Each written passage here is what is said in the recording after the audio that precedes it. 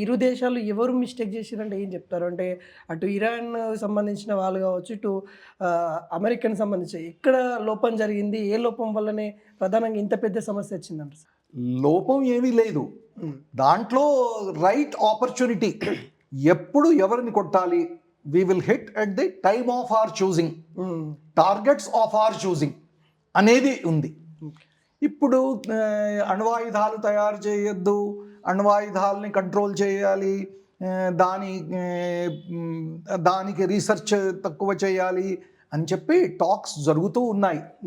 ఆ చర్చలు జరుగుతుండగానే ఎప్పుడైతే వీళ్ళకి ఆ మొత్తం లీడర్షిప్ ఒక కాన్ఫరెన్స్ హాల్లో ఉందని చెప్పి వచ్చిందో, అది ఆపర్చ్యూన్ మూమెంట్. దానికోసం వెయిట్ చేస్తున్నారు.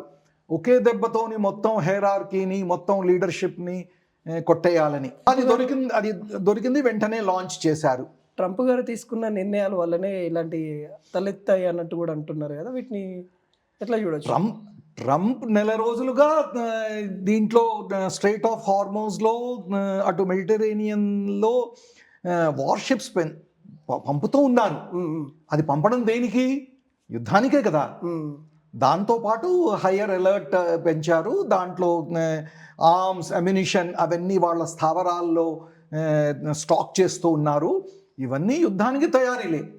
యుద్ధం జరుగుతుందా లేదా, జరిగితే ఎప్పుడు జరుగుతుంది అనేది క్వశ్చన్ మార్క్. అంటే అది వీళ్ళు డిసైడ్ చేశారు.